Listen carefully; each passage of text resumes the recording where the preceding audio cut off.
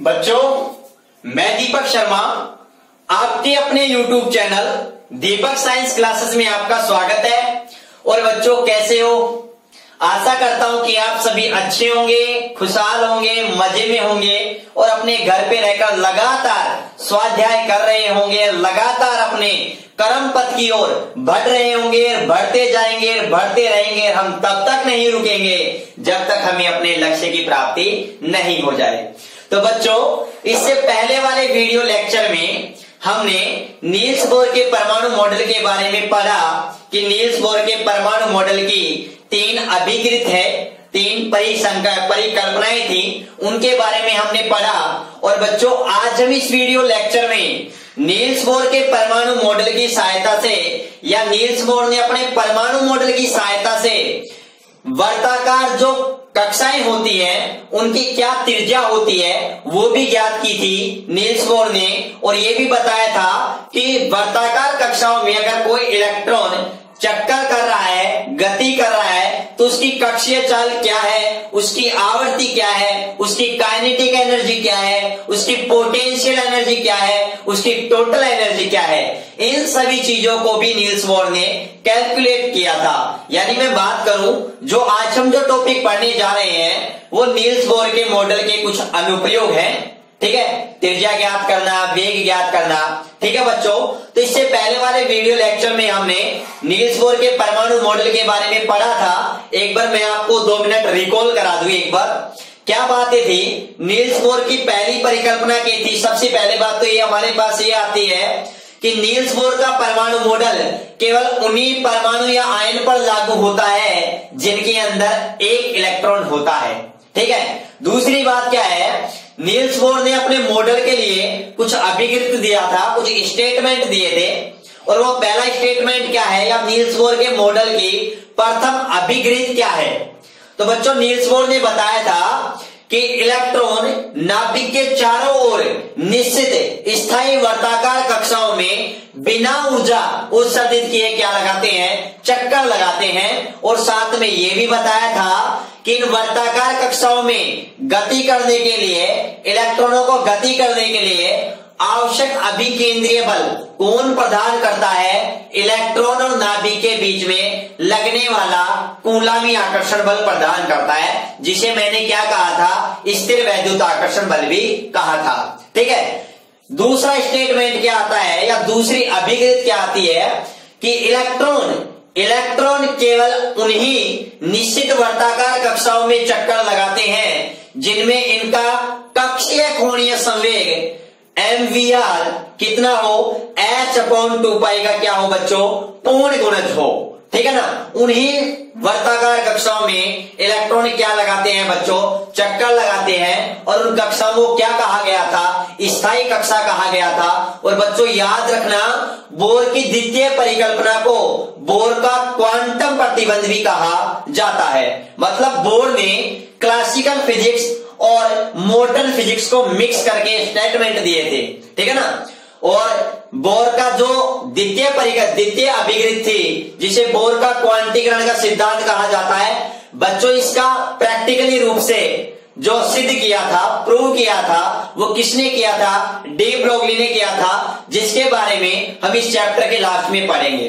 ठीक है, और नील्स बोर के परमाणु मॉडल की तीसरी अभिकृत क्या थी कि जब इलेक्ट्रॉन नाभिक के चारों ओर वर्ताकार कक्षाओं में चक्कर लगाते हैं तो ना तो ऊर्जा का उत्सर्जन करते हैं और ना ही ऊर्जा का क्या करते हैं, अवशोषण करते हैं। तो कब करते हैं, जब इलेक्ट्रॉन निम्न ऊर्जा स्तर से उच्च में जाता है तो ऊर्जा का अवशोषण करता है, और उच्च से निम्न में आता है तो ऊर्जा का क्या करता है, उत्सर्जन करता है फोटोन के रूप में। ठीक है बच्चों, तो ये बात क्लियर। तो बच्चों, आज हम इस वीडियो लेक्चर में नील्स बोर के परमाणु मॉडल के आधार पर हमें वर्ताकार कक्षा की त्रिज्या ज्ञात करना सीखेंगे, या कैसे ज्ञात करते हैं वो हम ज्ञात करेंगे।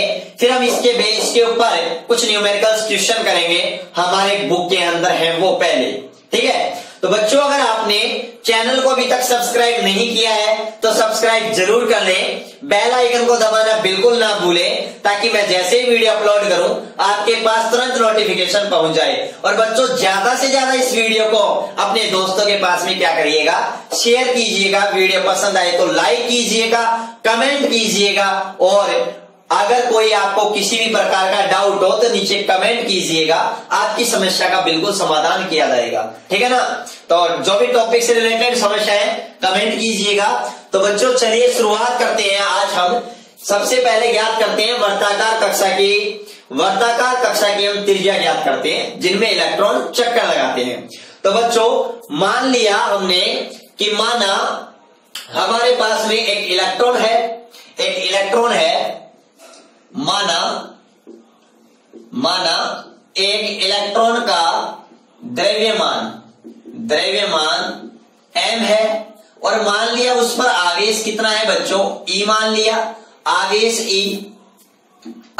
V, और उसका कक्षीय वेग मैंने क्या मान लिया बच्चों, V मान लिया। और साथ में मैंने मान लिया कि वर्ताकार पथ की त्रिज्या क्या है बच्चों, वर्ताकार पथ की त्रिज्या क्या मान ली बच्चों, स्मॉल r है। तो बच्चों आपको पता है ये हमारे पास में क्या है बच्चों, नाभिक है, और नाभिक के चारों ओर ये वर्ताकार कक्षाएं हैं। जिन वर्ताकार कक्षाओं में ये इलेक्ट्रॉन क्या कर रहे हैं बच्चों, गति कर रहे हैं। इन इलेक्ट्रॉनों का कक्षीय जो वेग होगा वो क्या मान लिया मैंने, v मान लिया। और ये हमारे पास नाभिक है, और नाभिक पर बच्चों आवेश कितना होता है, +Ze। ये हमारे पास में नाभिक है। ठीक है बच्चों, नाभिक और इलेक्ट्रॉनों के बीच में क्या लग रहा है बच्चों, ये हमारे पास में ये नाभिक और वर्ताकार कक्षा है, ये कक्षा है। इन दोनों के बीच की दूरी हमारे पास में त्रिज्या कहलाएगी, r कहलाएगी। क्या कहलाएगी हमारे पास, r कहलाएगी। ठीक है ना। और बच्चों इस इलेक्ट्रॉनों को इस वर्ताकार पथ में गति करने के लिए आवश्यक अभिकेंद्रीय बल कौन प्रदान कर रहा है बच्चों, ये नाभिक और इलेक्ट्रॉनों के बीच में लगने वाला क्या प्रदान कर रहा है, या मैं कहूं कूलामी आकर्षण बल। कौन प्रदान कर रहा है, कूलामी आकर्षण बल, जिसे हम स्थिर वैद्युत आकर्षण बल भी कहते हैं। ठीक है ना, ये बात याद रखना। अब देखो बच्चों, अगर कोई इलेक्ट्रॉन वर्ताकार पथ में r त्रिज्या के वर्ताकार पथ में गति कर रहा है, उस इलेक्ट्रॉन का द्रव्यमान m है, उसका कक्षीय वेग v है। क्या है, v है। तो आपको पता है इलेक्ट्रॉनों को वर्ताकार पथ में गति करने के लिए आवश्यक अभिकेंद्रीय बल कौन प्रदान करता है, ये नाभिक और इलेक्ट्रॉनों के बीच में लगने वाला कूलामी आकर्षण बल प्रदान करता है, जिसे हम क्या कहते हैं, स्थिर वैद्युत आकर्षण बल भी कहते हैं। और बच्चों ये बात हमें कौन बताता है, बोर की प्रथम अभिकृत। कौन बताती है, बोर की प्रथम अभिकृत हमें यही बात बताती है। क्या बताती है कि इलेक्ट्रॉनों को वर्ताकार पथ में गति करने के लिए आवश्यक अभिकेंद्रीय बल कौन प्रदान करता है, नाभिक और इलेक्ट्रॉनों के बीच में लगने वाला कूलामी आकर्षण बल या स्थिर वैद्युत आकर्षण बल प्रदान करता है। मतलब ये दोनों बैलेंस रहते हैं ताकि इलेक्ट्रॉन नाभिक में ना गिर सके। ठीक है ना। तो बोर की प्रथम परिकल्पना से हम क्या कह सकते हैं कि जो अभिकेंद्रीय बल है, क्या है बच्चों, अभिकेंद्रीय बल है हमारे पास में, या फिर मैं कहूं mv²/r, ये किसके इक्वल होगा, के नाभिक पर आवेश Ze, इलेक्ट्रॉन पर आवेश E/r²। भाई क्या होता है, के Q1 × Q2। Q1 हमारे पास नाभिक पर आवेश होगा और E हमारे पास इलेक्ट्रॉन पर आवेश होगा, और अपॉन क्या आ गया, बीच के दूरी के वर्ग के, क्योंकि कूलामी आकर्षण बल दूरी के वर्ग के बीच कर्मानुपाती होता है। बच्चों यहां से r से r क्या हो गई, कैंसिल हो गई। तो हमारे पास में क्या निकल करके आता है, mv² के Ze², यहां पर E और E² हो गया, और अपॉन r। बच्चों इस r को मैं क्रॉस मल्टीपल द्वारा यहां लेके आ जाता हूं, तो मैं कोई दिक्कत नहीं है, इसको ऐसे भी लिख सकता हूं। यहां वज्र गुणा कर लिया मैंने, और यहां पर क्या लिख दिया, के Ze²। बच्चों ये हमारे पास में समीकरण नंबर क्या आ गया, 1 आ गया, इक्वेशन नंबर 1 आ गया। ठीक है बच्चों। अब बोर की जो द्वितीय परिकल्पना है, बोर की जो द्वितीय अभिग्रित है, वो हमें क्या कहती है बच्चों? बोर की द्वितीय अभिग्रित, द्वितीय अभिग्रित। बच्चों नील्स बोर मॉडल की जो द्वितीय अभिग्रित है वो क्या कहती है कि इलेक्ट्रॉन केवल उन्हीं वर्ताकार कक्षाओं में चक्कर लगाते हैं जिनमें इनका कक्षीय कोणीय संवेग MVR। बच्चों कक्षीय कोणीय संवेग, देखो रेखीय संवेग क्या होता है? P बराबर MV, P बराबर क्या होता है? MV। और कोणीय संवेग को अपन L से इंडिकेट करते हैं। दोनों ही सदिश राशि हैं, दोनों ही क्या है? सदिश राशि हैं, ये बात याद रखना। तो बच्चों अगर मैं आपको बात बताऊं, जो कोणीय संवेग होता है वो रेखीय संवेग इनटू R वेक्टर होता है हमारे पास में, या फिर मैं कहूं रेखीय संवेग का मान हमारे पास क्या होता है? MVR। मतलब रेखीय संवेग MV होता है तो कोणीय संवेग इसको R से क्या कर देंगे? मल्टीप्लाई कर देंगे। या फिर मैं कहूं भाई जब वो कोणीय है, अगर कोणीय संवेग तब होगा जब वो वर्ताकार पथ में गति करेगा, और वर्ताकार पथ में गति कर रहा है तो उस वर्ताकार पथ की त्रिज्या R होगी, तो बस इसी को R से मल्टीप्लाई कर देंगे तो हमारे पास में क्या जाएगा? कोणीय संवेग आ जाएगा, जिसको हम किससे प्रदर्शित करते हैं? L से। तो बच्चों नील्स बोर मॉडल की द्वितीय परिकल्पना में ये कहती है कि ये इलेक्ट्रॉन अगर वर्ताकार पथ में गति कर रहा है तो इलेक्ट्रॉन उसी वर्ताकार पथ में गति करेगा जिसमें इलेक्ट्रॉनों का कक्षीय कोणीय संवेग MVR H/2π का क्या होगा बच्चों? पूर्ण गुणज होगा। क्या होगा? पूर्ण गुणज होगा। ये बात आप अच्छी तरीके से याद रखना। तो बच्चों ये हमारे पास में बोर की द्वितीय परिकल्पना से आता है। इसके बाद में हम क्या करते हैं? दोनों और इसका वर्ग कर देते हैं। तो दोनों और वर्ग करने पर तो बच्चों दोनों और वर्ग करने पर हमारे पास में क्या आता है? हमारे पास में आता है बच्चों, यहां पर वर्ग करेंगे, स्क्वायर करेंगे तो क्या आएगा? M square V square R square equal N square H square upon 2 का वर्ग क्या हो गया? 4 हो गया। ये क्या हो गया? पाई स्क्वायर हो गया। इसको मैंने दे दिया इक्वेशन नंबर 2। अब हम क्या करते हैं? इक्वेशन 2 में इक्वेशन 1 का क्या दे देते हैं बच्चों? भाग दे देते हैं। क्या दे देते हैं? भाग दे देते हैं। तो मैं यहां लिख रहा हूं समीकरण 2 में समीकरण 1 का भाग देने पर, क्या देने पर? भाग देने पर बच्चों मैं सूत्र व्युत्पन्न कर रहा हूं जिसकी सहायता से हम वर्ताकार कक्षा की त्रिज्या ज्ञात कर सकते हैं। तो देखो बच्चों अगर मैं समीकरण 2 में समीकरण 1 का भाग दे दूंगा तो समीकरण 2 ये है हमारे पास में, ये समीकरण 1 है बच्चों। लेफ्ट हैंड साइड के अंदर लेफ्ट हैंड साइड का भाग देंगे और राइट हैंड साइड में बच्चों राइट हैंड साइड का भाग देंगे। तो देखो ये समीकरण 2 है M स्क्वायर V स्क्वायर और ये हमारे पास में R स्क्वायर, इसमें इधर इसका भाग दे देंगे M V square R equal यहां पर क्या है? N square H square 4 pi square है ये, यहां पर इसका भाग देंगे तो बच्चों ये नीचे आएगा K Z E स्क्वायर। अब देखो बच्चों क्या कैंसिल हो रहा है हमारे पास में? यहाँ V स्क्वायर से V स्क्वायर कैंसिल हो रहा है, यहाँ एक R से एक R कैंसिल हो रहा है, एक M से एक M हमारे पास में कैंसिल हो रहा है। ठीक है, तो यहां पर हमारे पास में क्या बच रहा है बच्चों? यहां हमारे पास में बच रहा है MR इक्वल N स्क्वायर बच्चों H square H square 4 pi square. और बच्चों आपको पता है K का मान कितना होता है? 1/4 पाई एप्सिलॉन नॉट। बच्चों ये पहले चैप्टर से आया है हमारे पास में इलेक्ट्रोस्टैटिक्स से। K बराबर क्या होता है? 1/4 पाई एप्सिलॉन नॉट। तो यहाँ पर मैं K की वैल्यू रख रहा हूं बच्चों, क्या रख रहा हूं? तो देखो K नीचे है तो यहाँ पर मैं 1/4 पाई एप्सिलॉन नॉट रखूंगा तो ये 4 पाई एप्सिलॉन नॉट हमारे पास में ऊपर चला जाएगा। 4 पाई एप्सिलॉन नॉट, ये मैंने K की वैल्यू रख दी। ये ऐसे कैसे Z है, ये E स्क्वायर है। बच्चों यहाँ 4 से 4 कैंसिल हो गया, 1 पाई से 1 पाई कैंसिल हो गई हमारे पास में। तो हमारे पास में क्या आता है बच्चों? हमें केवल R ज्ञात करनी है, इसलिए मैं यहां पर लिख रहा हूं कि R बराबर N square H square epsilon not नीचे हमारे पास में क्या बच रहा है बच्चों, पाई एम जेड ई स्क्वायर बच रहा है। यहां पर हमारे पास में क्या बच रहा है, हमारे पास में बच रहा है N square H square epsilon nought upon pi M Z E square हमारे पास में बच गया है।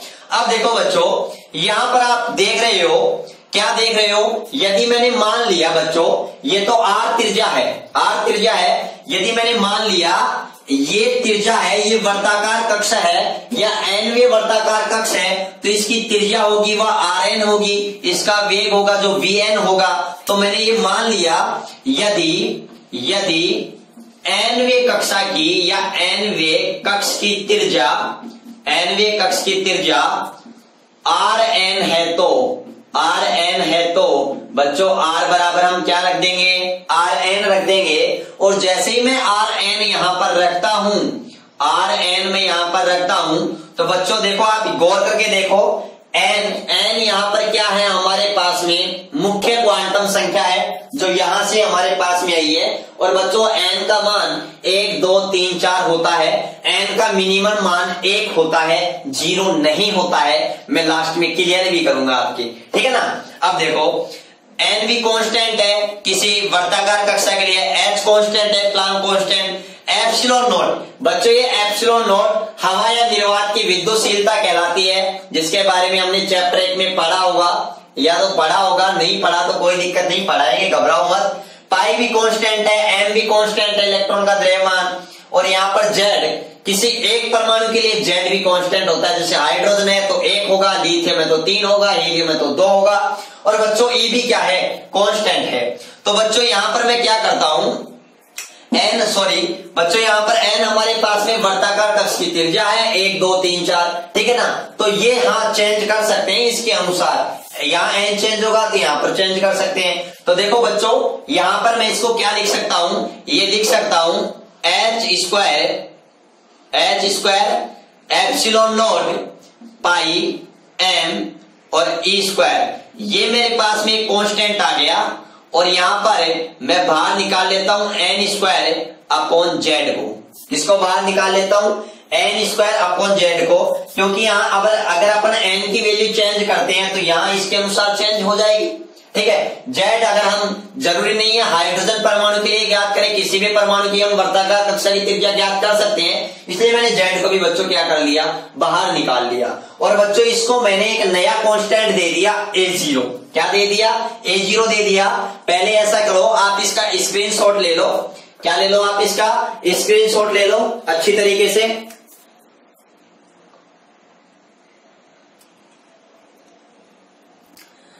तो आप सभी ने इसका स्क्रीनशॉट ले लिया होगा। तो बच्चों अब हम देखो यहां पर क्या करते हैं, यहां पर हमारे पास में ये सभी नियतांक है, एच नियतांक है, एप्सिलॉन नियतांक कांस्टेंट है, पाई कांस्टेंट है, एम कांस्टेंट है, ई कांस्टेंट है। तो बच्चों क्यों नहीं इन सभी कांस्टेंट को मिला करके हम इनको एक नया कांस्टेंट दे दें, ताकि हमारे लिए एक बहुत ही सिंपल फॉर्मूला बन सके, ठीक है ना। वैसे कोई दिक्कत नहीं है, काफी बार कॉम्पिटिशन एग्जाम में जेडब्ल्यू के अंदर इसे कांस्टेंट की भी हमें वैल्यू पूछ ली जाती है। और वो क्यों पूछ ली जाती है, यहां देखना इधर थोड़ा। तो बच्चों मैं क्या करता हूं, इनको एक नया कांस्टेंट नाम दे देता हूं। इसको देखो मैंने क्या नाम दे दिया, आर एन इक्वल, इसको मैंने पूरे को नाम दे दिया बच्चों A0 into N square upon Z. क्या नाम दे दिया बच्चों मैंने इसको, A0 नाम दे दिया। और बच्चों याद रखना यहां पर ये A0 क्या है हमारे पास में बच्चों, जहां हमारे पास में ये A नोट या A0 क्या है, H square into epsilon nought upon pi M E square है, ये सभी कांस्टेंट है। बच्चों यहां पर हम h का वैल्यू रख देंगे 6.626 इंटू 10 की power minus 34 joule into second, ठीक है ना। यहां पर हम एप्सिलॉन नोट की भी वैल्यू रख देंगे, और वैल्यू क्या है 8.854 इंटू 10 की पावर माइनस 12। पाई की वैल्यू रख देंगे 3.14, एम यहाँ पर इलेक्ट्रॉन का मास है 9.1 इंटू 10 की पावर माइनस 31, और बच्चों यहाँ पर हम ई की वैल्यू रख देंगे 1.6 इंटू 10 की पावर माइनस 19। तो बच्चों ये सभी वैल्यू जब रख देता हूं और रखने के बाद में जब मैं सोल्व करता हूं तब ये मान बच्चों किसके बराबर आता है 0.529 इंटू 10 की पावर माइनस 10 मीटर के। किसके बराबर आता है बच्चों 0.529 इंटू 10 की पावर माइनस 10 मीटर के क्या आता है इक्वल आता है, जिसको मैं ये भी लिख सकता हूं 0.529 एंगस्ट्रॉम। क्योंकि बच्चों आपको पता है 10 की पावर माइनस 10 मीटर को क्या कहते हैं बच्चों 10 की पावर माइनस क्या कहते हैं 10 मीटर कहते हैं। और बच्चों यहां पर अगर मैं यहां पर दशमलव यहां नहीं लगा करके मैं यहां लगा दूं, यहां 52.9 कर दूं, तो यहां पर कितनी आ जाएगी 10 की पावर माइनस 12 मीटर आ जाएगी। और बच्चों 10 की पावर माइनस 12 मीटर को अपन क्या कहते हैं एक पिकोमीटर। क्या कहते हैं बच्चों एक पिकोमीटर कहते हैं। क्या कहते हैं एक पिकोमीटर। तो ये क्या हो जाएगा एक पिकोमीटर के, तो मैं इसको ये भी, और बच्चों 52.9 है तो लगभग ये कितना हो गया 53 पिकोमीटर। तो मैं इसको लगभग ये भी लिख सकता हूं, कोई दिक्कत नहीं है। आप न्यूमेरिकल के अंदर चाहे आप ये यूज कीजिएगा चाहे ये यूज कीजिएगा, कोई दिक्कत नहीं है, ठीक है ना, बिल्कुल भी दिक्कत नहीं है। और बच्चों ये है ना A0, इसी को अपन क्या कहते हैं बोर त्रिज्या कहते हैं। क्या कहते हैं बच्चों बोर त्रिज्या कहते हैं। और इस बोर त्रिज्या की जो वैल्यू होती है हमारे पास में वो कितनी होती है बच्चों, ये बात अच्छी तरीके से आप याद रखना, ठीक है ना। 0.529 एंगस्ट्रॉम या लगभग 53 पिकोमीटर होती है बच्चों। जो हमारे पास हाइड्रोजन एटम होता है, देखो यहां पर देखो आप इसको यहां पर n इक्वल 1 रख दो, तो एक यहां पर मैं 1 रखूंगा, 1 का वर्ग 1 होता है, हाइड्रोजन एटम के लिए z होता है, तो 1 में 1 का भाग देने पर भी 1 आता है, गुणा करने पे भी हमारे पास में यही वैल्यू आ जाएगी। तो बच्चों मैं ये भी कह सकता हूं ये जो हमारे पास मान आया है ना, ये हमारे पास में R1 आया है, किसके लिए हाइड्रोजन परमाणु के लिए आया है। और बच्चों हाइड्रोजन परमाणु के लिए जो हमारे पास में R1 होती है ना, R1 मतलब हाइड्रोजन परमाणु के पहले वर्ताकार कक्षा की जो त्रिज्या होती है ना बच्चों, उसी को हम क्या कहते हैं बोर त्रिज्या कहते हैं, ठीक है ना। ये भी थोड़ा हमें एक अच्छी तरीके से थोड़ा याद रखना पड़ेगा। और बच्चों अब हम इसको क्या लिख सकते हैं, थोड़ा ये भी ध्यान देखना कि क्या लिख सकते हैं। अब देखो इसकी वैल्यू रखते हैं हम यहाँ पर, तो हमारे पास में क्या आता है, हमारे पास में आता है कि Rn इक्वल, यहां पर हम वैल्यू रख देते हैं और क्या रख देते हैं 0.529 angstrom, 529 angstrom into n square upon Z, into n square upon Z. और बच्चों ये हमारे पास में क्या आ गया, किसी भी वर्ताकार, किसी भी या फिर मैं कहूं nवे वर्ताकार कक्ष की त्रिज्या हमारे पास में आ गई। और बच्चों अगर चाहो तो आप इसी को ही या करके ऐसे भी लिख सकते हो, कोई दिक्कत नहीं है। यहाँ पर आप 0.529 एंगस्ट्रॉम की बजाय 53 पिकोमीटर भी बच्चों आप कर सकते हो, इसमें कोई दिक्कत नहीं है, ठीक है। ये हमारे पास में इक्वेशन नंबर 3 आ गया, ये इक्वेशन नंबर हमारे पास में कौन सा आ गया 4 नंबर आ गया। अब बच्चों यहाँ पर क्या है, मैं हाइड्रोजन परमाणु के लिए बात कर रहा हूं, क्योंकि नील्स बोर ने स्पेसिकल जो परमाणु का जो मॉडल दिया था अपना, वो हाइड्रोजन परमाणु के लिए दिया था। और बच्चों हाइड्रोजन परमाणु में इलेक्ट्रॉन कितने होते हैं, 1 होता है। इसलिए बच्चों यह मॉडल उन आयनों पर भी लागू हो गया जिनके अंदर 1 इलेक्ट्रॉन होता है, ठीक है ना। तो यहां पर देखो मैं बात करता हूं हाइड्रोजन परमाणु के लिए, किसके लिए बात करता हूं, हाइड्रोजन परमाणु के लिए। तो बच्चों हाइड्रोजन परमाणु के लिए Z बराबर क्या होता है, हमारे पास में 1 आता है, कितना आता है 1 आता है। तो हमारे पास में फॉर्मूला क्या आ जाएगा बच्चों, क्या आ जाएगा Rn equal A0 into n square आ जाएगा, ये हमारे पास आ जाएगा। क्योंकि Z का मान तो हाइड्रोजन एटम के लिए बच्चों कितना हो गया, Z का मान कितना हो गया हाइड्रोजन एटम के लिए 1 हो गया। तो यहां पर मैं 1 रखता हूं तो इक्वेशन नंबर 3 से मेरे पास में ये आ जाएगा। और बच्चों आपको पता है यहां पर A0 की वैल्यू हमारे पास में कितनी है, कितनी है 0.529 एंगस्ट्रोम है, और n का मान मैं 1 रखता हूं, तो इसको 1 का वर्ग करूंगा तो 1 आएगा, फिर 1 से मल्टीप्लाई करूंगा तो भी यही आएगा, यही वैल्यू आएगी। इसलिए तो मैंने इसको R1H रखा है, जिसको मैंने क्या कहा है, बोर त्रिज्या। नील्स बोर ने कहा है, मैंने थोड़ी कहा है, ठीक है ना, उन्होंने कहा है तभी मैं आपको बता रहा हूं, ठीक है ना। तो ये बात याद रखना। और बच्चों यहां से हमारे पास में एक इंपोर्टेंट रिजल्ट भी निकल करके आ रहा है। देखो यहां पर बच्चों हमारे पास में A0 है, ये तो कांस्टेंट है, तो यहां पर जो कांस्टेंट है, तो यहां पर किसी भी जो वर्ताकार कक्षा की जो त्रिज्या है वो बोलो n के स्क्वायर के क्या हो रही है, समानुपाती हो रही है। तो मैं इसको ऐसे भी लिख सकता हूं बच्चों, कैसे लिख सकता हूं या क्या लिख सकता हूं, यहां पर देखना हमारे एग्जाम में क्वेश्चन पूछा जाता है, क्या क्वेश्चन पूछा जाता है कि सिद्ध कीजिए कि हाइड्रोजन परमाणु के लिए, सिद्ध कीजिए कि हाइड्रोजन परमाणु के लिए जो वर्ताकार कक्षाओं की त्रिज्याओं का अनुपात होता है वह प्राकृत संख्याओं के वर्गों के अनुपात के बराबर होता है। ये बात काफी बार हमारे एग्जाम में पूछी जा चुकी है। तो देखो हम ये कैसे सिद्ध करेंगे, तो बच्चों देखो यहां पर आप देख रहे हो कि मैं इसको ये भी लिख सकता हूं कि जो Rn है, Rn किसके समानुपाती है बच्चों, n स्क्वायर के समानुपाती है। अगर देखो यदि मैं n बराबर क्या रखूं, 1 रखूं, यदि n बराबर 1 है तो R1 हो जाएगा भाई, R बराबर क्या हो जाएगा, या फिर मैं कहूं Rn बराबर क्या हो जाएगा, R1 हो जाएगा। तो बच्चों R1 बराबर हमारे पास में क्या आ जाएगा, यहाँ पर R1 बराबर हमारे पास में 1 आ जाएगा, क्योंकि यहाँ पर n का मान 1 रखूंगा तो 1 का वर्ग क्या आ जाएगा, 1 ही आ जाएगा। बच्चों यहाँ पर ये 0 तो क्या है, कांस्टेंट है, तो कोई दिक्कत नहीं है, इस कांस्टेंट से गुणा करेंगे तो कोई फर्क पड़ने वाला नहीं है, ठीक है ना, तो वो कांस्टेंट रह जाएगा। तो हम अनुपात चेक कर रहे हैं तो कोई दिक्कत नहीं है।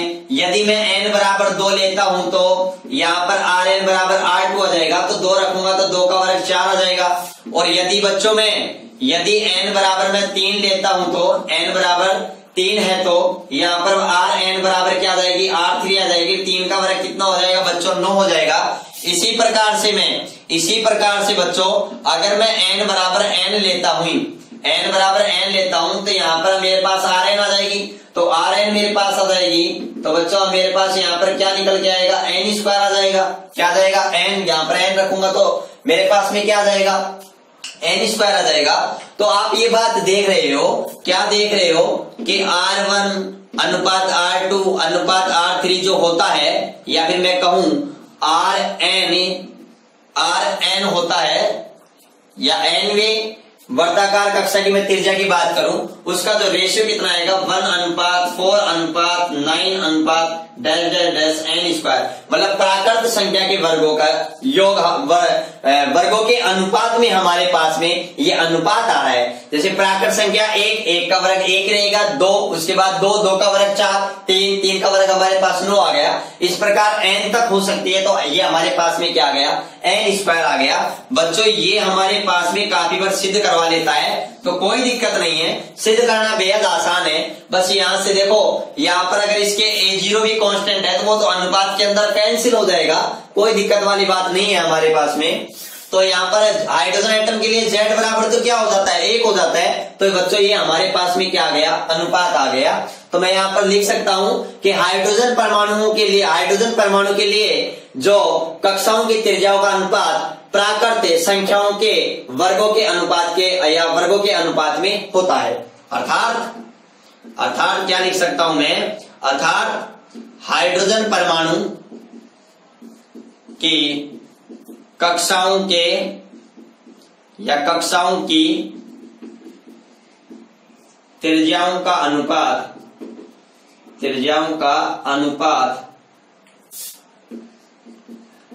प्राकृत संख्याओं के वर्गों के अनुपात में होता है। तो ये बात याद रखना, हाइड्रोजन परमाणु की कक्षाओं की त्रिज्याओं का अनुपात प्राकृत संख्याओं के वर्गों के अनुपात में होता है। तो बच्चों ये बात यहां तक हमारी अच्छी तरीके से क्लियर होनी चाहिए ये फॉर्मूला हमारे ऑन टिप्स होना चाहिए, ताकि हमारे एग्जाम में न्यूमेरिकल क्वेश्चन आए तो हम आसानी से कर सकें बच्चों। ठीक है, तो ये बात यहां तक क्लियर है। फिर भी किसी भी प्रकार का डाउट है तो कमेंट बॉक्स में जाइए, वहां पर अपना डाउट लिखिए और जरूर उस डाउट का आपको निसंकोच बिल्कुल आपका वो डाउट दूर किया जाएगा। ठीक है बच्चों, तो आप इसका स्क्रीनशॉट लीजिएगा। तो बच्चों आप सभी ने स्क्रीनशॉट ले लिया। चलो अब हम बात करते हैं इससे रिलेटेड कुछ इंपोर्टेंट पॉइंटों के बारे में जानकारी प्राप्त करते हैं, जानते हैं, उनको समझते हैं और हमारे क्या काम आते हैं बच्चों। आजकल बहुत हमारे कंपटीशन एग्जाम में छोटे छोटे कॉन्सेप्चुअल क्वेश्चन पूछे जाते हैं बच्चों। इन कॉन्सेप्चुअल क्वेश्चन को राइट करने के लिए हमें ये पॉइंट बहुत ही अच्छी तरीके से समझना होगा, क्योंकि अगर हमारे पहले से पढ़े हुए होंगे तो हमें ऑन टिप्स कोई दिक्कत नहीं रहेगी, हम देखते हैं उसका राइट आंसर बता देंगे। ठीक है ना, क्योंकि आप सभी 12th पास करने के बाद में कोई नेवी की तैयारी करेगा, कोई एयरफोर्स की करेगा, कोई पीएमटी की नीट की करेगा, और कोई जेडब्ल्यू की करेगा, आईआईटी की करेगा, और कोई बीएससी करेगा, कोई फिजिक्स को अपनी लाइफ बनाएगा, अपना कैरियर बनाएगा। तो बच्चों ये सभी चीजें हमारे ऑन टिप्स होनी चाहिए और अच्छी तरीके से बच्चों हमारे कवर होना चाहिए। ठीक है ना, क्योंकि हमें एक बेहतरीन तरीके से फिजिक्स पढ़नी है, हमारे कॉन्सेप्ट अच्छे से क्लियर होनी चाहिए। ठीक है ना, हमें फिजिक्स को स्ट्रांग बनाना है, हमें फिजिक्स से डरना नहीं है, हमें फिजिक्स को लड़ना है, जीतना है, मजबूत बनाना है। ठीक है बच्चों, तो शुरुआत करते हैं अब कुछ इंपोर्टेंट पॉइंटों के बारे में। सम इंपोर्टेंट पॉइंट्स। तो बच्चों सबसे पहले बात करते हैं हमें, क्योंकि बच्चों जब कॉन्सेप्चुअल क्वेश्चन आते हैं तो इन पॉइंट्स के अंदर सबसे इंपोर्टेंट तौर पर ज्यादातर पूछे जाते हैं। तो मैं वो पॉइंट आपको एक समरी के तौर पर लिखा रहा हूं जो बहुत ही ज्यादा हमारे इंपोर्टेंट है। तो सबसे पहले तो बच्चों में ये याद रखना है कि nवें कक्ष है, उसके nवें वर्ताकार कक्ष की त्रिज्या का फॉर्मूला क्या होता है। तो बच्चों ये हमारे पास में होता है 0.529 एंगस्ट्रॉम इंटू n²/z। ये फॉर्मूला हमारे ऑन टिप्स होना चाहिए अंगुलियों पर, ताकि इससे रिलेटेड न्यूमेरिकल क्वेश्चन आए, n और z की वैल्यू दे दे हमें। ठीक है ना, तो हम इस फॉर्मूले द्वारा उस वर्ताकार कक्षा की हम क्या निकाल दें, रेडियस को कैलकुलेट कर दें। तो ये बात बच्चों क्लियर। दूसरा पॉइंट हमारे पास में क्या आता है, दूसरा पॉइंट हमारे पास में आता है कि हमें n का मान क्या कर दे, कांस्टेंट कर दे। आपको पता है ये वैल्यू कांस्टेंट है, अगर मैं n की वैल्यू भी निश्चित दे दूं, मतलब मैं ये कह दूं कि जब n कांस्टेंट है, कांस्टेंट n के लिए आपको पता है Rn होता है वो किसके बच्चों, z के परमाणु क्रमांक के क्या होता है बच्चों, व्युत्क्रमानुपाती होता है। क्या होता है, व्युत्क्रमानुपाती होता है। ये बात अच्छी तरीके से याद रखना, वह जब हमारे पास में n क्या हो, कांस्टेंट हो, मतलब n फिक्स कर दे। दूसरी कक्षा किसी भी एटम की, चाहे वो हाइड्रोजन हो, हीलियम हो, और या फिर हमारे पास में लिथियम हो, n की वैल्यू फिक्स कर दे, कांस्टेंट रख दे, और अलग हमारे पास में परमाणुओं के लिए कैलकुलेट करवाए। तो हमारे पास को ये थोड़ा सा ये याद रखना पड़ेगा कि जो त्रिज्या होती है, रेडियस होती है, वो z के क्या होगी बच्चों, व्युत्क्रमानुपाती होगी।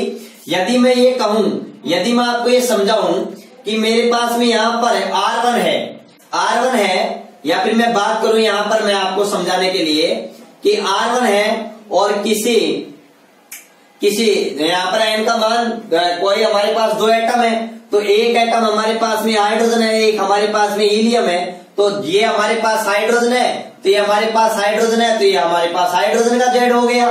ठीक है, दूसरा हमारे पास में ये पहले कोष के लिए हमारे पास में हीलियम है, तो बच्चों ये हमारे पास में हीलियम का Z हो गया। तो बच्चों ये दोनों आपस में एक दूसरे क्या होते हैं, व्युत्क्रमानुपाती होते हैं। तो मैं अगर रेडियस और z के बीच में अगर मैं ऐसे रिलेशन रखूं, तो मैं इन दोनों की सहायता से मैं ये लिख सकता हूं कि देखो यहाँ पर 1 है, या फिर मैं 1 है तो मैं हाइड्रोजन का 1 ही मान लू, कोई दिक्कत नहीं है। यहाँ पर मैं इसका 2 मान रहा हूं, यहाँ पर ये 2 है तो यहाँ पर मैं ये 2 मान रहा हूं। ठीक है ना, तो बच्चों थोड़ा सा देखो ये समझना आप अच्छी तरीके से कि यहाँ पर ये R1 है और R2 का अगर मैं रेशियो याद करना चाहूं तो आपको पता है देखो अच्छी तरीके से, यहाँ 1 है तो यहाँ मैं 1 रख रहा हूं भाई, कोई 1 है, n तो 1 यहाँ पर मैंने फिक्स कर दिया। तो यहाँ पर देखना 1 है तो यहाँ हमारे पास में 2 आएगा, Z2 आ जाएगा, कोई दूसरे एटम के लिए आ जाएगा। यहाँ R1 R2 का मतलब यहाँ पर यह है कि एक परमाणु के लिए एक परमाणु की त्रिज्या दूसरे परमाणु की त्रिज्या, n का मान तो कांस्टेंट है, ठीक है ना, किसी एक कक्षा के लिए बोल दिया ये पहले परमाणु की त्रिज्या है, दूसरे परमाणु की त्रिज्या है। तो जेड में रिलेशन देखेंगे तो व्युत्क्रमानुपाती हो, अगर कभी व्युत्क्रमानुपाती का रिलेशन हो तो बच्चों अगर ऊपर R1 है तो यहाँ पर क्या होगा, Z2 आएगा, क्या आएगा, Z2, और 2 है तो बच्चों यहाँ पर क्या आएगा, 1 आएगा। हम वैसे भी रख करके रख सकते हैं, जैसे हमारे पास में R1 ये Z1 आ गया, फिर मैं रखता R2 रखता, ठीक है ना, फिर ये मेरे पास में Z2, आपको पता है Z2 पर चला जाता है, ये Z1 नीचे चला जाता, वही बात मेरे पास में निकल करके आती, ठीक है ना। तो ये R1 यहाँ पर R1 और R2 बच्चों पहले एटम और दूसरे एटम की ये क्या है, त्रिज्या है, लेकिन इनके लिए बच्चों n का मान क्या है, सेम है, ठीक है, ये बात याद रखना। तीसरी बात हमारे पास में क्या याद रखना बच्चों, याद रखना अच्छी तरीके से, यहां पर अब की बार हमारे पास में Z का मान क्या है, सेम है, मतलब किसी एक एटम के लिए मैंने मान लिया कि किसी एक परमाणु के लिए, किसी एक परमाणु के लिए, किसी एक परमाणु के लिए, तो बच्चों किसी एक परमाणु के लिए, एक परमाणु के लिए मतलब Z का मान क्या है, समान है, सेम है, कांस्टेंट है, ये मैं कहूं, क्योंकि कोई एक परमाणु, अगर आज मैंने हाइड्रोजन ले लिया तो Z का मान एक ही रहेगा। अब हाइड्रोजन की मैं पहले कोर्स की बात करूं, दूसरे कक्षा की बात करूं, तीसरे कक्षा की बात करूं, अब Z का मान सेम रहेगा। तो बच्चों अगर Z का मान सेम है तो ये Rn है ना, ये n स्क्वायर के क्या होगा बच्चों, समानुपाती होगा, ये क्या होगा, समानुपाती होगा। और बच्चों जब मैं R और n के बीच में जब मैं ग्राफ खींचता हूं, क्या खींचता हूं बच्चों, ग्राफ खींचता हूं, तो ग्राफ मेरे को कैसा प्राप्त होगा बच्चों, मेरे को ग्राफ ऐसा प्राप्त होगा, इधर मैंने x अक्ष पर मैंने क्या ले लिया, n ले लिया, n क्या है बच्चों, कक्षा की संख्या, यहाँ पर कक्षा की संख्या है, और यहाँ पर मैंने क्या ले लिया बच्चों, रेडियस ले लिया। तो इन दोनों के बीच में मैं जब ग्राफ खींचूंगा तो मेरे पास में ग्राफ ऐसा आएगा बच्चों, ऐसा आएगा, ऐसा आएगा। आप कहोगे सर ऐसा क्यों आएगा, क्योंकि बच्चों आप याद रखना, आप याद रखना, जब n बराबर 0 होगा, n बराबर 0 होगा, तब याद रखना बच्चों Rn बराबर कितना होगा, 0 होगा, क्या होगा, R बराबर 0 होगा, या फिर मैं ये कह दूं R बराबर क्या होगा, 0 होगा। देखो यहाँ पर n की वैल्यू आप 0 रख देते हो तो पूरा टर्म 0 आ जाएगा हमारे पास में, मतलब रेडियस हमारे पास में 0 आ जाएगी बच्चों, क्या होगी, R बराबर 0, n बराबर 0, तो n बराबर 0 है तो 0 है तो R बराबर 0 होगा। इसका अर्थ यह है, इसका अर्थ यह है कि बच्चों ध्यान से समझो, R बराबर 0 मतलब रेडियस क्या है, 0 है। अब आपको भी पता है कि क्या रेडियस 0 होगी, अगर रेडियस 0 है तो इसका मतलब वो 0 ही है, इसका मतलब तो इलेक्ट्रॉन नाभिक के n बराबर 0, इसका मतलब तो इलेक्ट्रॉन नाभिक के अंदर चला गया, जो कभी भी संभव नहीं है, जो कभी भी संभव नहीं है। ये थोड़ी सी अच्छी तरीके से बात याद रखना। इसका अर्थ क्या है कि इलेक्ट्रॉन की वर्ताकार कक्षा नाभिक के अंदर होगी या नाभिक में होगी, कक्षा नाभिक में होगी जो कि संभव नहीं है, जो कि संभव नहीं है। अतः n का मान कभी भी 0 नहीं होगा, अतः n नॉट इक्वल 0, n का मान कभी भी 0 नहीं होगा। n का मान बच्चों जो होगा हमारे पास से, n का मान 1 2 3 डैश हमारे पास में होगा, n का मान कभी भी 0 नहीं होगा। इसलिए ये यहाँ पर जो ग्राफ है वो यहाँ पर 1 से क्या होती है बच्चों, प्रारंभ होती है, ठीक है ना। ये बात मैंने आपको क्लियर की थी, तो ये बात थोड़ा बच्चों आप अच्छी तरीके से थोड़ा क्लियर रखना, ठीक है। तो ये हमारे पास में बच्चों बिल्कुल कॉन्सेप्ट क्लियर हो गया, और बच्चों हमको ये कॉन्सेप्ट जबरदस्त तरीके से क्लियर करने हैं, ठीक है ना बच्चों, क्योंकि अच्छी तरीके से मेहनत करेंगे तो हमारे कोई भी चुनौती क्यों ना आए हमें उसको स्वीकार करना होगा। ठीक है, और हम लगातार आगे बढ़ते जाएंगे हमारे क्रम पथ की ओर, और हम एक दिन लक्ष्य को अपने को जरूर प्राप्त करेंगे, और हम एक मजबूत तरीके से, गजब तरीके से हमको फिजिक्स आने लग जाएगी। ठीक है ना, तो ये पॉइंट हमें अच्छी तरीके से कवर करते हुए आगे बढ़नी है। और बच्चों देखो, अगर मेरे पास एक ही प्रकार का एटम है, एक ही प्रकार के परमाणु के लिए, एक ही प्रकार के परमाणु के लिए, एक ही प्रकार के परमाणु के लिए मतलब Z क्या है, समान है, Z समान है, इसका मतलब ये है।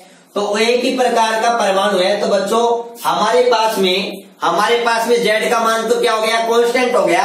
तो उनकी जो त्रिज्याओं का अनुपात होगा, वो बच्चों हमारे पास में क्या आएगा, वो मैंने आपको बताया था कि उनकी त्रिज्याओं का अनुपात होगा वो प्राकृत संख्याओं के अनुपात के अंदर बच्चों होगा। ये बात क्लियर है आपको, ये बात हमको अच्छी तरीके से क्लियर होना चाहिए। ठीक है ना, अगर एक ही प्रकार का एटम है, एक ही एटम है, तो उस एटम, तो बच्चों अगर एक ही प्रकार का हमारे पास में एटम है, तो बच्चों उस एटम की जो त्रिज्याओं का जो अनुपात होगा वो हमारे पास में प्राकृत संख्याओं के वर्गों के अनुपात में होगा। ये हमारे पास में उसका अनुपात आ रहा है। तो बच्चों ये चीज हमारे पास में अच्छी तरीके से क्लियर होना चाहिए। और बच्चों एक चीज यहाँ पर भी देखना, यहाँ पर जो रेडियस है वो यहाँ पर वर्ताकार कक्षा है, कक्षाओं की संख्या है या मुख्य क्वांटम संख्या है, उसके वर्ग के समानुपाती है। तो यहाँ पर भी हमें अगर कक्षाओं का अनुपात पूछे या त्रिज्याओं का अनुपात पूछे, तो मैं ये लिख सकता हूं R1/R2 N1² ठीक है ना, N2²। इस प्रकार से मैं यहाँ पर भी इसका रेशियो निकाल सकता हूं। यदि मेरे को उनकी क्या पूछ लिया जाए, अलग अलग मेरे को कोस दे दिया जाए और उनकी त्रिज्याओं का अनुपात पूछ लिया जाए, तो यहाँ पर हम लिख सकते हैं। ठीक है ना, क्योंकि ये समानुपाती है। तो ये बात थोड़ा अच्छी तरीके से याद रखना। और बच्चों एक बहुत ही महत्वपूर्ण, आपको बाद में एक बहुत ही इंपॉर्टेंट पॉइंट बताने जा रहा हूं, वो पॉइंट नंबर 5 हमारे पास में क्या है, यदि हमें बच्चों अगर कक्षाओं के बीच की दूरी पूछ ली जाए, यदि हमें क्या पूछ ली जाए, कक्षाओं के बीच की दूरी या कक्षाओं के मध्य की दूरी पूछ ली जाए, पॉइंट नंबर 5, कक्षाओं के मध्य की दूरी का अनुपात। और बच्चों ये अनुपात कब होगा, जब Z का मान क्या हो, सेम हो हमारे पास में। ये मैंने बता दिया एक ही प्रकार के परमाणुओं के लिए, ये मैंने बता दिया आपको मान, जब Z का मान क्या हो हमारे पास में, सेम हो। तो बच्चों थोड़ा ये याद रखना अच्छी तरीके से, कक्षाओं के जो मध्य की दूरी का जो अनुपात है, आप कहोगे सर कक्षाओं के मध्य की दूरी का अनुपात मतलब हम कुछ समझे नहीं। बच्चों ये हमारे पास में क्या है, नाभिक है, और नाभिक के पास में ये कक्षाएं होती हैं, इस प्रकार से वर्ताकार कक्षाएं होती हैं हमारे पास में। ये मेरे पास में है N1 कक्षा, उसके बाद में हमारे पास में कौन सी दूसरी वर्ताकार कक्षा आ गई, ये आ गई। फिर उसके बाद में ऐसे हमारे पास में और वर्ताकार कक्षा आ गई, तीसरी वर्ताकार कक्षा आ गई, इस प्रकार से। फिर ये मेरे पास में चौथी वर्ताकार कक्षा आ गई। ठीक है ना, इस तरीके से। तो बच्चों देखो थोड़ा समझो अच्छी तरीके से, यहां बोर्ड की तरफ ध्यान दो अच्छी तरीके से। ये मेरे पास में बच्चों R1 है, ये R2 है, ये R3 है और ये R4 है। तो बच्चों एक बात बताओ आप अच्छी तरीके से, क्या बात बताओगे, यहां पर R2 और R1 के बीच की दूरी की बात करें, मतलब यहां पर मैं बात कर रहा हूं R2 माइनस R1। यहां पर अगर मैं बात करूं तो यहां पर मैं किसकी बात करूंगा, R3 माइनस R2 की, क्योंकि इन दोनों के बीच की दूरी क्या होगी, यदि ये टोटल R3 है, R3 के अंदर अगर मैं किसको घटा दूं, R2 को घटा दूं, तो ये बीच का गैप आ जाएगा। और यहां पर अगर मैं बात करूं बच्चों, तो यहां पर मेरे पास में क्या है, R4 में से किसको घटा दूं, R3 को घटा दूं। तो बच्चों ये अनुपात क्या होगा, बहुत सिंपल है, और हम इसे ऑन टिप से, अंगुलियों पर बच्चों हम इसे आसानी से याद कर सकते हैं। तो देखो R2 minus R1 ratio, R3 minus R2 ratio और R4 माइनस R3 का जो रेशियो होता है हमारे पास में, इसी प्रकार से हमारे पास में अनुपात होता है। पहले मैं आपको इन तीन का ही बता दूं तो आगे कोई दिक्कत नहीं होगा हमारे।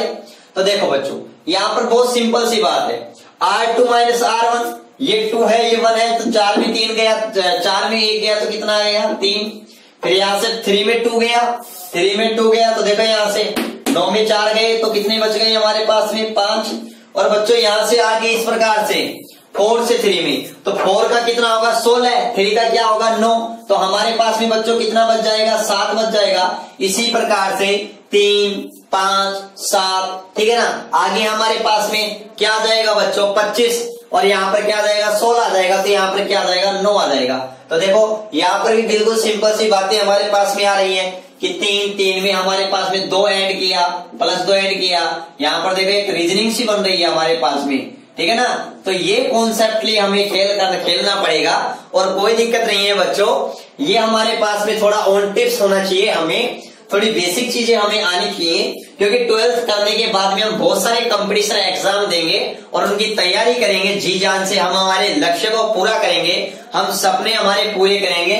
और बच्चों ये कॉन्सेप्ट क्लियर करने के लिए हमें बहुत अच्छी बुक्स पढ़नी पड़ेगी, क्योंकि नौकरी लगने के लिए हमें अच्छी अच्छी बुकों से क्या करनी पड़ेगी बच्चों, दोस्ती करनी पड़ेगी। क्योंकि आदमी कोई खूबसूरत नहीं होता बच्चों, ये खूबसूरत तो क्या होती है, ये नौकरी होती है। और उस नौकरी को देख करके लोग हमारे क्या करेंगे, आदर और सत्कार करेंगे। याद रखना, सम्मान होता है वो समय का होता है। हमारे जब हम नौकरी लग जाएंगे तब समय कुछ अलग होगा, लोग उस समय को देख करके हमारा क्या करेंगे, सम्मान करेंगे। तो बच्चों याद रखना, आदमी खूबसूरत नहीं होता, खूबसूरत तो यह नौकरी होती है। और इसके लिए जो अंतिम धाम होता है, और वो बच्चों अंतिम धाम हमारे पास क्या है, किताबें हैं। क्या है बच्चों, किताबें हैं। ये बात याद रखें, किताबों की कुछ भी नहीं थी, ठीक है ना। तो ये बात बहुत अच्छी तरीके से याद रखना बच्चों, इन किताबों से हमें दोस्ती करनी पड़ेगी, ठीक है ना, तभी हम ये अच्छी बातों तक पहुंच पाएंगे, ठीक है ना। तो ये आज का हमारा एक कॉन्सेप्ट क्लियर हो गया है बच्चों। लास्ट एक और फाइनल कॉन्सेप्ट के बारे में मैं आपको और क्लियर करता हूं। वो क्या है बच्चों, अगर हमें अलग अलग एटम दे दे, क्या दे दे, हमें अलग अलग एटम दे दे। देखो इसके बाद हम न्यूमेरिकल अप्रोच लगाएंगे इन पर, इन सभी पर, तो उनके बारे इनसे पहले हम बिल्कुल पूरी तरीके से तैयार हो जाते हैं कि किस तरीके से हमें सोल्व करना है। तो देखो छठा कॉन्सेप्ट हमारे पास में ये आता है कि एक तो मेरे पास में हाइड्रोजन एटम है, दूसरा मेरे पास में हीलियम एटम है, तीसरा मेरे पास में लिथियम आयन है, ठीक है। ये हीलियम भी मेरे पास में आयन है, लिथियम द्विविध आवेशित आयन है। और इसकी मेरे को n बराबर फर्स्ट, मतलब पहली कक्षा की क्या ज्ञात करनी है, त्रिज्याओं का अनुपात ज्ञात करना है। क्या ज्ञात करना है बच्चों, मेरे को पहली कक्षाओं की त्रिज्याओं का अनुपात ज्ञात करना है। तो यहां पर RH, यहां पर RE+, यहां पर पहली त्रिज्याओं का, इसकी भी पहली त्रिज्या है, इसकी भी पहली है, कोई दिक्कत नहीं है। और यहां पर लिथियम जो है मेरे पास, उसकी भी मेरे को पहली त्रिज्या का क्या ज्ञात करना है बच्चों, अनुपात ज्ञात करना है। तो सिंपल सी बात है, यहां पर n का मान क्या हो गया, कांस्टेंट हो गया, ठीक है। अनुपात ज्ञात करना है तो वो A0 कांस्टेंट रहेगा, वो तो कांस्टेंट है। तो हाइड्रोजन एटम है उसका बताओ भाई Z कितना होगा 1, तो भाई नीचे अपने 1/1 वो 1 ही रहेगा, ठीक है। हीलियम के लिए Z का मान कितना होता है 2, तो 1/2, क्योंकि Z नीचे रहता है। n की वैल्यू तो हमारे पास में 1 है ही, तो 1 की वैल्यू 1 ही रहेगी। और हमारे पास लिथियम है तो बच्चों इसकी कितना होता है Z 3 होता है। तो इसका रेशियो जब सिंपल वे में करेंगे तो इसका लघुत्तम लेकर हमारे पास में कितना आ जाएगा 6:3:2। ये हमारे पास में इसका क्या आ जाएगा बच्चों, अनुपात आ जाएगा, ठीक है बच्चों। यहां तक ये चीज हमारे क्लियर होनी चाहिए अच्छी तरीके से। स्क्रीनशॉट लीजिएगा, फिर हम हमारे बुक का एग्जाम्पल नंबर 14.2 क्या करते हैं बच्चों, सोल्व करते हैं, ठीक है। तो स्क्रीनशॉट आप सभी ने ले लिया होगा। चलो अब हम बात करते हैं एग्जाम्पल की। एग्जाम्पल नंबर 14.2 बच्चों, एग्जाम्पल नंबर 14.2 हमें क्या कह रहा है, ये हमें ये कह रहा है कि हमारे पास में कोई हाइड्रोजन आयन सदृश्य लिथियम +2 आयन के प्रथम कक्षा की हमें क्या ज्ञात करनी है बच्चों, त्रिज्या ज्ञात करनी है। ये हमें कौन कह रहा है, एग्जाम्पल नंबर 2 कह रहा है। तो देखो एग्जाम्पल नंबर 2 हमको क्या कह रहा है, एग्जाम्पल नंबर 14.2 क्या कह रहा है, हाइड्रोजन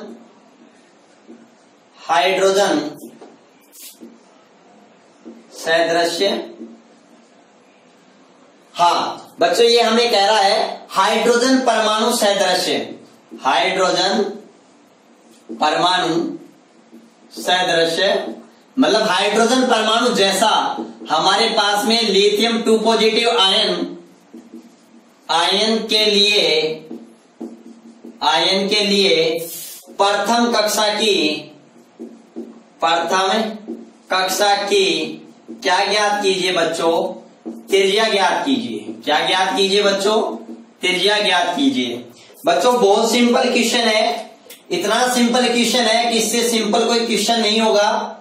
ठीक है बच्चों, आपको क्या दे रखा है, यहां से पता लग गया कि लिथियम आयन है, तो आपको यहां से पता लग गया कि लिथियम के लिए हमारे पास में Z की वैल्यू कितनी होती है, 3 होती है। बच्चों कौन सी कक्षा की ज्ञात करा रहा है, प्रथम कक्षा की, तो n का मान क्या होगा, 1 होगा। तो बच्चों ये हमारे को R1 क्या करवा रहा है, कैलकुलेट करवा रहा है। R1 क्या करवा रहा है, ज्ञात करवा रहा है। तो बच्चों सब आप जानते हो, वी नाउ दैट, हम जानते हैं, क्या जानते हैं बच्चों, कि यहां पर Rn या हमें किसी भी n वी वर्ताकार कक्षा की अगर त्रिज्या ज्ञात करनी है तो बच्चों Rn बराबर क्या फॉर्मूला होता है, 0.529, या फिर आप यहां पर लगभग आप ये भी लिख सकते हो 53 पिकोमीटर, क्योंकि आपको कैलकुलेट करने में थोड़े इजी रहेगा, क्योंकि वहां पर दशमलव में है तो मल्टीप्लाई करने में आपको प्रॉब्लम आएगी, तो कोई दिक्कत नहीं, आप 53 पिकोमीटर यूज कर सकते हो। n²/z। तो बच्चों यहाँ पर मान रखने पर मान रखेंगे तो हमारे पास में यहाँ R1 हो गया, यहाँ पर 53 पिकोमीटर मतलब 10⁻⁻12। चलो पिकोमीटर ही रहने दो इसको, ऐसे कैसे, n का मान यहाँ पर क्या है, 1 का क्या कर देंगे मेरा हाइड्रोजन आयन के, सॉरी यहाँ पर हमारे पास में क्या है, लिथियम आयन है, तो इसके लिए Z का मान कितना होगा, 3। अब बच्चों 1 का अपन वर्ग करेंगे तो 1 होगा, 3 से 53 से मल्टीप्लाई करेंगे तो बच्चों क्या होगा, 53 ही होगा, 53/3 पिकोमीटर। और बच्चों इसको सोल्व करेंगे तो 5 में 3 का भाग देंगे तो क्या जाएगा हमारे पास, 3 एकम 3, बच गए कितने, 2 3 23, 7 या 21, बच गए कितने हमारे पास में बच्चों, 2 बच गए, भाग नहीं जा रहा, दशमलव उतार ली, 0 रख लिया हमने, तब 3 का भाग देंगे तो 36 18, फिर 2 0 आ गया, 36 18, तो 6 आते रहेंगे तो पुनरावृत्ति होती है, तो या तो 17.6 लिख दो, 66 लिख दो, 17.66 भी मैं यहाँ पर कर सकता हूँ, तो कोई दिक्कत नहीं है। यहाँ पर ये किस में आ गया हमारे पास में, पिकोमीटर में, ये हमारा क्या हो गया, आंसर हो गया। तो ये हमारे पास में लिथियम +2 या +2 आयन के लिए प्रथम कक्षा की हमारे पास में बच्चों क्या आ गई, रेडियस आ गई।